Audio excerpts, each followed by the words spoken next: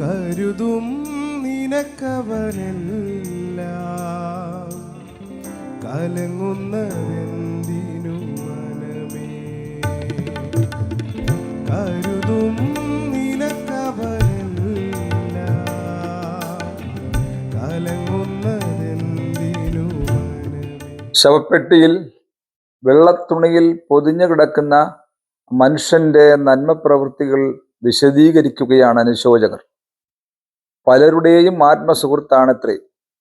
മാതൃകാ ജീവിതം നയിച്ച ആളാണ് ഈ കിടക്കുന്നതെന്നും ചിലർ പറയുന്നു. പരോപകാരിയാണെന്ന് പറഞ്ഞു വെക്കുന്നവരും ഈ അനുശോചകരുടെ കൂട്ടത്തിലുണ്ട്. വിനയമുള്ള ആൾ, സമാധാനപ്രിയൻ, അഹന്തയില്ലാത്ത ദൈവപുരുഷൻ, വീട്ടിൽ വരുന്നവർക്കും വിശക്കുന്നവർക്കും അന്നം നൽകിയിരുന്ന മഹാമനസ്കൻ, മികച്ച വാഗ്മി, നല്ലൊരു സംഘാടകൻ, അനേകരെ വിശ്വാസത്തിൽ കൊണ്ടുവന്ന അഭിഷിക്തൻ.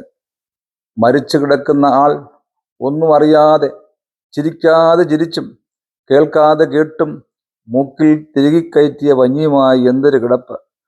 മൃതദേഹത്തെ നോക്കി നല്ല ഭാഷാശൈലിയിൽ അയാളെ വാനോളം വാഴ്ത്തുകയാണ്. മുക്കിൽ പഞ്ഞിയും താടിയും തലയുമായി ഒരു പാശത്തിൽ ബന്ധിതനായി കിടക്കുന്ന ഈ ശവമായ മാന്യനെ ഈ അനുശോചകൻ ജീവിതത്തിൽ കണ്ടിട്ടേയില്ല. ജീവിതത്തിൽ ആദ്യം കാണുകയാണ്. മരണവീടല്ലേ എന്ന് കരുതി ഈ വീട്ടിലൊന്ന് കയറിയതാണ്. മരണവീട്ടിലെ നടത്തിപ്പുകാരുടെ നിർബന്ധത്തിന് വഴങ്ങി അറിയാതെ ചെയ്തു പോയതാണ് ഈ പ്രസംഗം. പെട്ടിയിൽ കിടക്കുന്ന പരമവിശുദ്ധൻ ശവമായതുകൊണ്ട് പ്രസംഗകൻ ഇന്നും ജീവനോടിരിക്കുന്നു. പൊട്ടിത്തകർന്നതാം തമ്പുരുവാണു നീ, കമ്പികൾ കെട്ടി ഞാൻ ശ്രുതികൾ മീട്ടും. പൊട്ടിത്തകർന്നതാം